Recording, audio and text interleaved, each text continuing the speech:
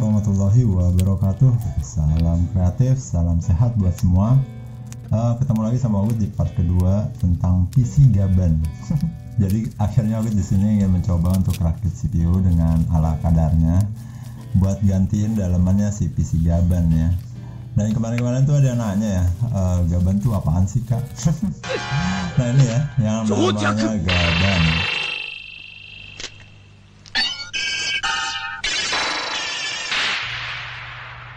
Gaban itu ya.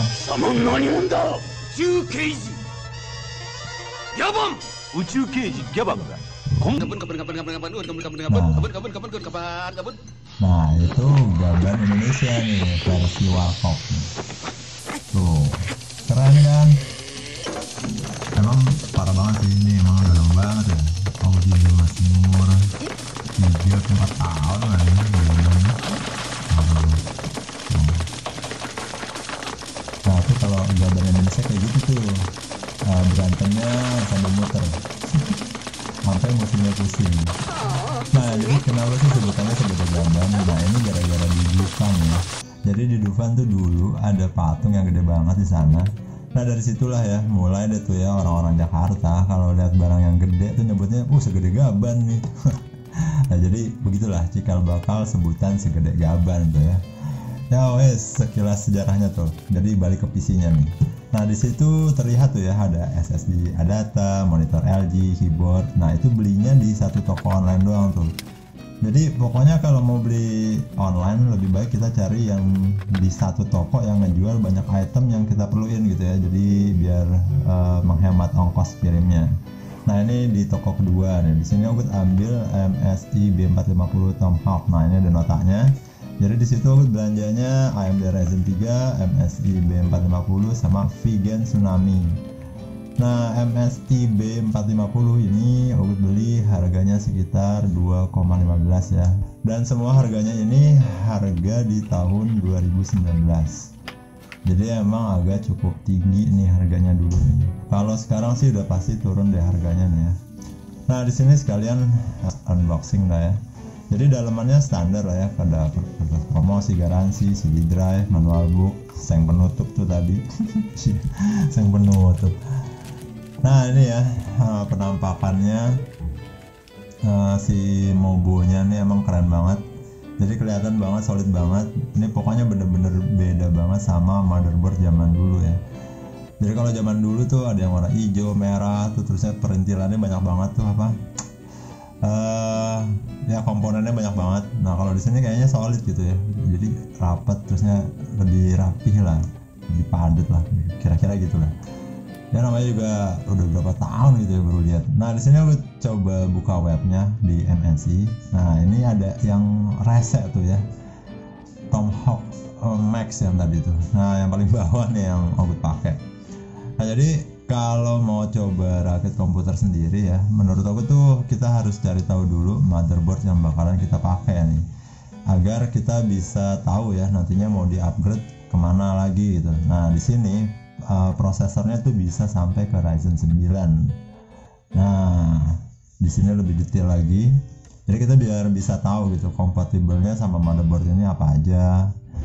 Nah jadi kalau di B450 Tomahawk ini kita bisa nurunin juga kalau kita nggak mau pakai Ryzen 3, mau yang di bawahnya misalkan ya modalnya kurang, nah itu bisa. Nah kalau kita modalnya agak tinggi bisa juga upgrade ke 5 atau ke 7 atau ke 9. Nah kita cari nih yang si Tomahawk Max nih, ini dia nih yang resenya nih. Nah jadi resenya kenapa? Soalnya nih setelah pembelian B450 yang tadi tuh 4-5 bulan kemudian muncullah si Max ini ya. Aduh jadi ini speknya nih sama persis sama yang tadi, cuman yang ngebedain tuh cuman di DDR4 nya aja. Jadi kalau DDR4 nya itu kompatibelnya sampai di 4400 kalau nggak salah ya. Dan juga di bagian BIOS nya udah full grade. Nah makanya dikasih embel-embel nama Max. Nah di sini aku cek di toko hijau nih harganya juga udah turun ya sekarang. Ini yang Max nih dapatnya, yang aku pakai udah nggak ada lagi. Jadi Max ini masih di kepala 1,8 1,9 lah ya. Jadi harganya nggak terlalu jauh sama yang aku pakai. Cuman ya itu ya, malesnya itu harus oprek-oprek di BIOSnya lagi buat update. Jadi tuh yang bikin males tuh. Soalnya emang yang ini belum full BIOS nih. Terusnya juga sama DDR4 nya cuman sampai 3000 lebih lah. Nah sekarang masuk ke prosesornya nih. Di sini Ogut pakainya AMD Ryzen 3 Ravenbridge yang 22000. Jadi dia tuh 3,5 GHz up to 3,7. Ini yang dia soketnya AM4 ya. Dan di sini juga include sama Radeon VGA 8 grafik. Nah ini waktu Ogut beli ini harganya 1,460 ya, 1.460.000. Dan ini waktu belinya juga nyesel antara nggak nyesel, hampir sama kayak tadi. 2 bulan setelah pembelian itu ada namanya Ryzen 3 yang 32.000, base clocknya 3,6 up to 4 GHz gitu. Nah itu turun harga ya, jadi 1,325.000. Aduh, nah di situ tuh malesnya ya kalau main elektronik ya, harganya nggak bisa keprediksi gitu. Kapan turunnya? Aduh, nah nggak nyeselnya ya karena udah kebeli dan udah kepake. Nah, kenapa gue milih Ryzen 3 ini? Karena di dalamnya juga ada Radeon Vega 8 grafik tuh. Nah, jadi buat sementara nggak perlu beli VGA dulu. Jadi lumayan bisa berhemat ya. Nah, ini tinggal bagian ngerakitnya di sini. Nah, ini awalnya pasti pasang porsinya lah. Si prosesornya tinggal dibuka skrupnya. Nah, ini si plastiknya tuh udah nggak kepake lagi ya, soalnya beda banget sama jenis fannya. Nah, itu mungkin yang di bawah Ryzen 3 ya. Kalau Ryzen 3 tuh udah nggak pakai lagi yang plastik. Nah, itu tinggal dicukup doang. Nah, udah tinggal dikenceng-kencengin doang. Dan di bagian fan CPU-nya ini udah ada sel pendinginnya, jadi nggak usah pakai gel lagi ya. Jadi cuma tinggal tempel, udah tinggal dipasang deh, nggak usah beli lagi gelnya. Nah, kalau udah dikencengin kayak gini, nah itu udah pasti masuk ke platnya ya. Jadi kalau di motherboard emang dari zaman dulu juga gitu sama, nggak berubah, di belakangnya pasti ada plat tuh. Nah, jadi kita mau angkat dari sini juga bisa tuh, udah kuat. Nah, karena skrupnya tuh udah masuk ke situ tuh bagiannya 4. Nah, lalu di sini Ogut pakainya Tsunami nih dari Vigen. Nah, ini makanya yang DDR4 dual channel ya, Ogut beli dual channel kit, jadi 2x4, jadi totalnya 8 GB. Nah, yang ini Ogut pilihnya yang 3000 MHz. Nah, di sini Ogut belinya 1.158.000. Dan di 2020 ini mungkin semua yang Ogut beli tadi tuh harganya pasti udah turun. Dan ini memang nanggung banget ya. Jadi buat mobonya ini udah bisa di overclock. DDR4 nya juga udah tinggi sampai 3000-an tadi. Tapi tetap masih nanggung ya, soalnya ini di 8 GB ya. Tapi apa daya ya. Isi kantongnya udah teriak. Nah, jadi sekarang tinggal cetrek-cetrek tuh. Oh ya, itu tadi masang RAM-nya salah banget. Itu noob banget itu. Saya mau asal masang aja. Aduh, jadi dempetan gitu, itu salah tuh, salah banget. Jadi DIMM itu harus ada selang-selingnya. Nah, nanti deh. Nah, di sini casingnya bagusnya nih, kertasnya nggak dibuang. Jadi ini kertasnya buat walkthrough-nya. Bisa dilihat tuh, di situ ada seri ATX, micro ATX. Nah, itu akan jadi petunjuknya tuh untuk masang lubang murnya. Karena lubang murnya jeratnya ini bisa dibuka copot sesuai jenis seri mobonya, susah amat. Jadi biasanya kalau ngerakit di toko tuh biasanya kertas ini dibuang ya. Nah, untungnya yang ini enggak nih, jadi nggak perlu kayak main puzzle ya. Nah, udah deh sekarang. Tinggal dipasang. Udah deh. Nah, jadi kesimpulannya buat ngerakit kompi itu ya gampang-gampang susah. Yang agak perlu dipikirnya sebenarnya tuh buat ngerakit komputer tuh ya, itu hanya cari part-part yang kompatibel aja di antara mereka ya. Di antara mereka. Iya. Dan yang lebih penting itu carinya yang sesuai kebutuhan aja dan sesuai isi kantong. Jadi ya nggak usah lah terlalu memaksakan diri buat yang speknya tinggi ya kan. Terus juga mainnya juga nggak bandel gitu kan. Kalau main game itu udah pasti biaya yang dikeluarkan emang agak cukup lumayan lah, lebih dari ini. Nah kalau ini nih emang lagi berhemat ya, cuma berhemat aja keluar duitnya juga udah lumayan. Nah di sini gue cobain pakai SSD merek Adata ya. Nah ini Adatanya 120 GB, jadi ini yang paling murah. Aku belinya cuma 308.000 nih kalau nggak salah. Nah ini maksudnya cuma biar ngevoting winnya, jadi nggak butuh lama. Kalau yang pakai harddisk ini pasti lumayan ya buat ngevotingnya. Lagian harddisk ini juga udah lama banget nih nggak digunain. Takutnya agak ada yang error atau kena bad sector, kan nggak tahu sih, makanya pakai SSD nih. Si SSD-nya jadi tempat sistemnya nih. Nah harddisknya biar jadi tempat buat taruh datanya aja lah. Dan di sini juga agak sempat keder dikit nih buat naruh tempat SSD-nya. Beli bracketnya nih 40.000 nih. Pas udah dipasang tapi ya bingung ya mau nempelinnya kemana gitu kan. Aduh, soalnya nih si casing gabannya ini emang belum emang belum ada SSD ya, nggak ada tempat taruhnya. Nah tuh, jadi ini emang agak kepusingan loh nih. Soalnya kalau dia nempel di sini kan sayang tuh, lacinya tuh sayang, jadi nggak kepake kan. Nah iya loh, jadi benar-benar ngebingungin di sini. Tapi akhirnya dapat ide juga setelah ngelihat merhatiin gimana caranya. Nah itu dia tuh, jadi plastik si birunya tuh dicopot.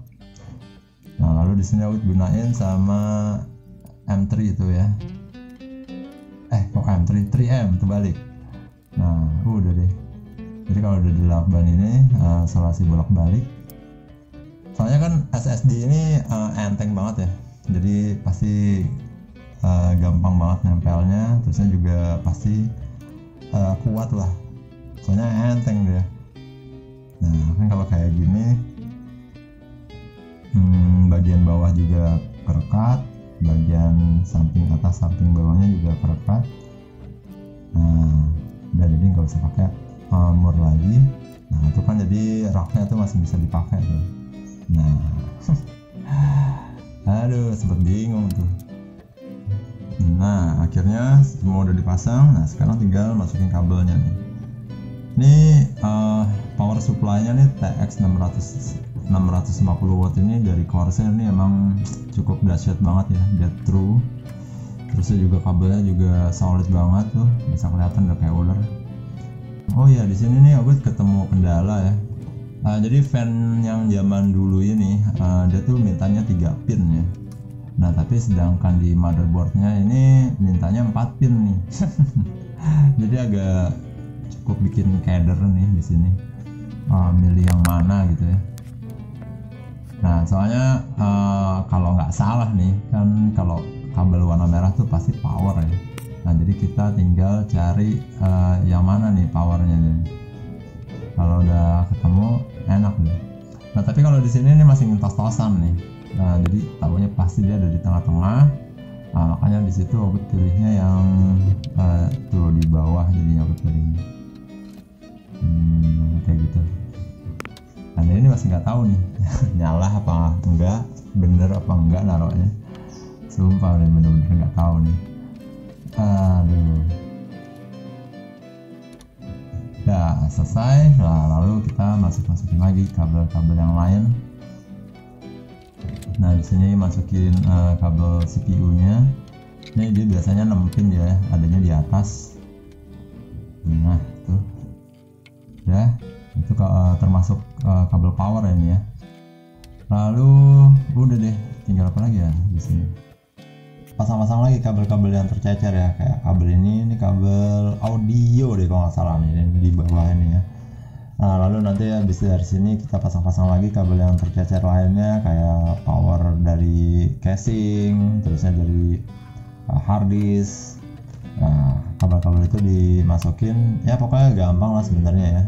Oh ya, ini masalah RAM-nya nih. Jadi RAM yang paling bener kayak gini ya. Jadi yang paling bawah tuh yang deket fan tuh namanya DIMM A1, di atasnya DIMM A2, di atasnya lagi DIMM B1, di atasnya lagi DIMM B2. Nah, masangnya selang-seling ya, jadi DIMM A2, lalu masangnya lagi di atasnya DIMM B2. Nah, gitu tuh yang bener. Yang tadi salah tuh dempetan ya. Aduh, nah ini udah dicoba running, alhamdulillah semuanya nyala dengan bagus. Dan di sini sebenarnya aku cukup bikin kaget loh, karena di Mobonya itu ada lampunya. RAM-nya juga ada lampunya, dan nggak kalah bikin kagetnya ini nih, BIOS-nya nih. BIOS-nya ada warnanya loh. Aduh, kalau zaman dulu tuh warnanya cuma dua ya, hitam putih. Dan kursornya juga bisa dipakai di sini nih, tuh kan. Aduh, zaman dulu kursor nggak ada ya, jadi kita cuma ngerunningnya pakai keyboard, pakai tanda panah atas bawah, enter deh udah. Aduh, kalau ini udah bisa pakai kursor nih, maksudnya udah bisa digerakin. Aduh, jadi di BIOS ini akhirnya semuanya udah terbaca, dari fan-nya, dari CPU-nya, dari ya segalanya alhamdulillah udah kebaca dengan bagus. Nah, di sini akhirnya aku juga cobain anginnya nih, angin dari kipasnya. Nah, di sini juga alhamdulillah juga dia berjalan dengan bagus, bawahnya, atasnya semuanya running. Jadi masalah 3 pin itu sudah terpecahkan, dan moga-moga itu bener naruhnya. Kalau nggak bener juga ya nggak apa-apa lah, yang penting nyala lah. Aduh, ampun deh, bener-bener kayak orang norak lah di sini nih. Nah, di sini ada game boss ya. Nah, game boss ini kalau ada teman-teman yang nggak ngerti overclock, nah itu bisa di auto tuh kalau pakai game boss.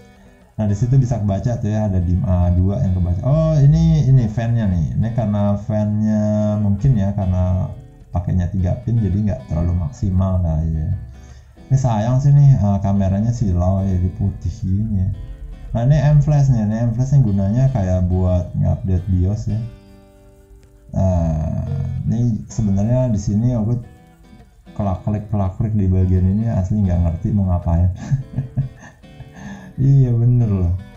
Jadi ini untuk masalah BIOS belum dikulik dengan bagus saat itu ya. Nah, tapi emang aku nggak gitu bandel sih ya. Untuk masalah overclocking segala macam tuh nggak, males lah untuk eksperimen kesana, ntar-ntaran dulu lah. Nah, jadi setelah ini akhirnya aku install baru Windows 10. Soalnya dulu biasanya pakai Win 7 ya. Nah, akhirnya di sini pakai Windows 10. Emang Mobonya nih sama prosesornya emang lebih cocoknya ke Windows 10 nih. Kalau mau diturunin ke Windows 7, dengar kabar sih bisa ya. Cuman harus update lagi di bagian BIOSnya. Dan lampunya si Mobonya ini emang kayak apa ya? Kayak odong-odong ya.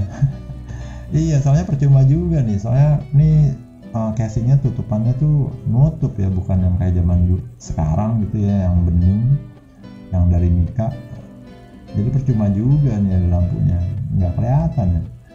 Aduh, ya pokoknya mulai dari saat inilah akhirnya perjalanan perkomputeran, edit-editan tuh akhirnya berjalan lagi kayak zaman dulu. Zaman dulu gue sempat main di home recording tuh lumayan lah, cukup lama.